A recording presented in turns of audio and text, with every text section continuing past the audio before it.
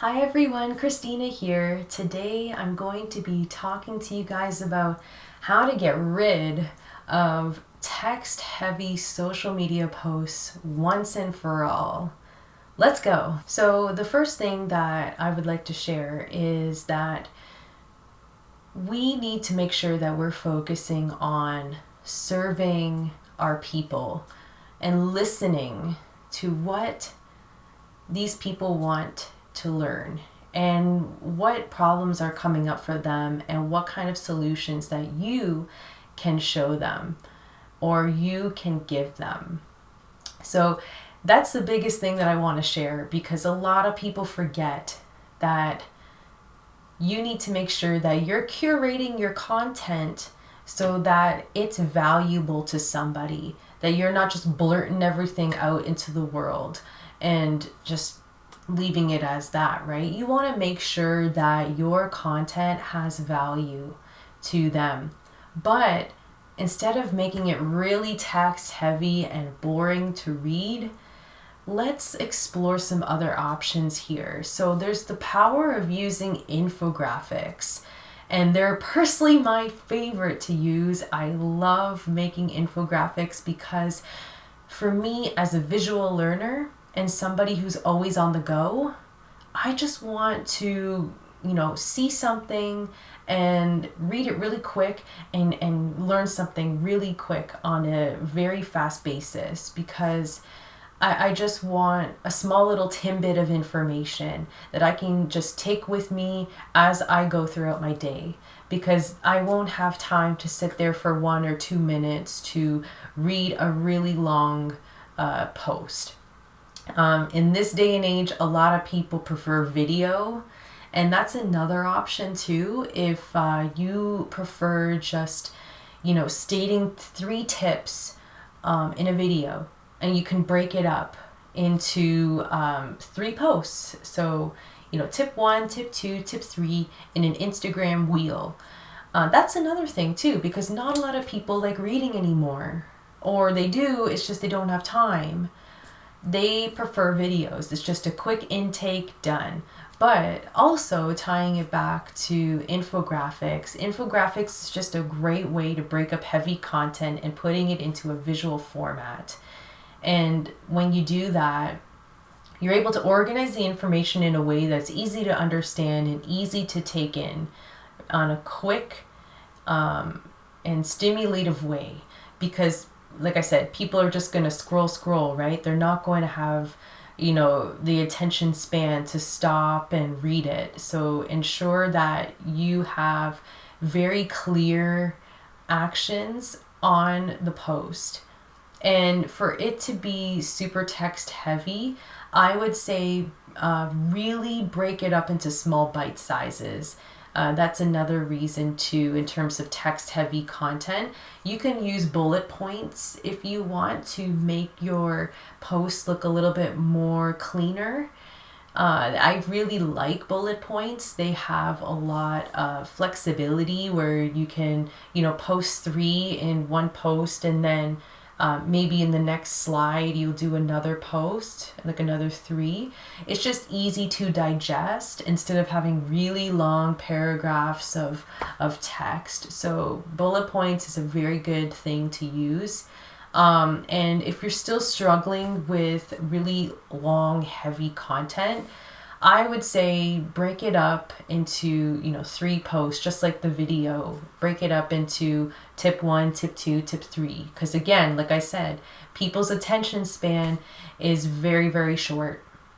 So make sure that you provide small tidbits to them here and there that they can take away with them. And another thing that you could use that to not make your content look so boring is use color psychology. So maybe use blue and orange in your social media post, because the colors are very energetic and they bounce off of each other. There's a lot of contrast and movement, so it will catch the person's eye and it will help follow through the post itself, because there's color, there's excitement. It really stimulates interest to read it. And you can do that even within the text too. So if you want to highlight something in the text, you can use, you know, one of the complementary colors as an accent, however you want to do it. But don't go crazy on color. Don't go crazy on color. I would say inside a social media feed, I would say maybe 2 colors max, because you don't want to go crazy. If you want to do 3, that's fine too, but use the 3rd color as an accent. Don't go overboard because if there's too much noise, they're just going to bypass your post. So using color psychology to your advantage. Also, another thing that you could do is organic shapes. A lot of people are used to seeing squares and, you know, boxes and just very static layouts. Maybe what you can do is be a little bit more explorative and playful with your shapes. So maybe some like swirly shapes that have flow, that helps them move to the next slide. That's actually really fun.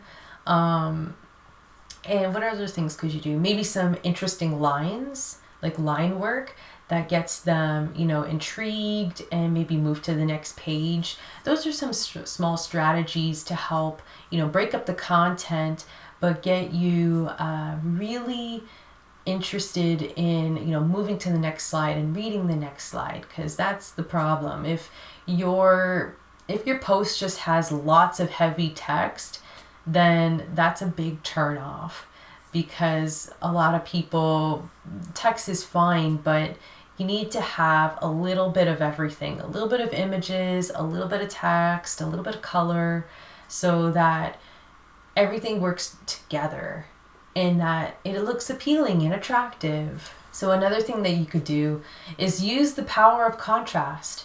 So if you are, you know, looking for grabbing someone's attention for a headline, make sure that headline is really big compared to your small body text, because then that will get them to read that headline right away, and then that headline should stimulate interest and engagement to read the body text, and then move on to the next slide. Big header and then small text. So when you do that contrast, it really helps them to see where they have to read, and, you know, what's the hierarchy is what we call it. So the headline is the most important part, and then the text body copy is the second part they read. So when you organize it that way, it also looks pleasing on the eye. Another thing that you can do, and this is going to tie back a little bit with the video content, is to incorporate people into your content. So if you want to explain something, maybe instead of text, you use audio and video with humans interacting with each other. So maybe explaining your content in a different way using maybe like a case scenario, or trying to demonstrate something of how a feeling could invoke, you know, a certain action.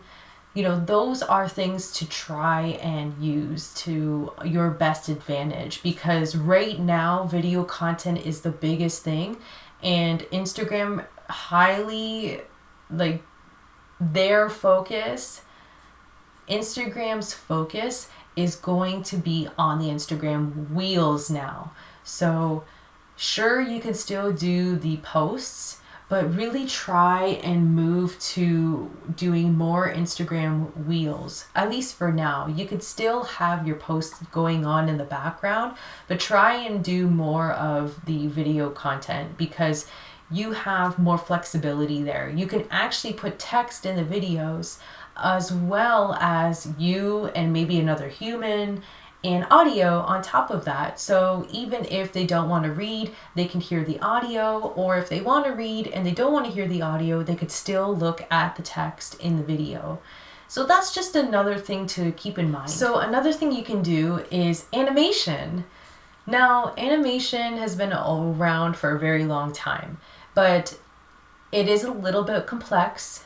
So if you're not really good at animation, then I would get somebody to help you to do this. But through Instagram, when you're scrolling, I noticed that people drive to animated posts.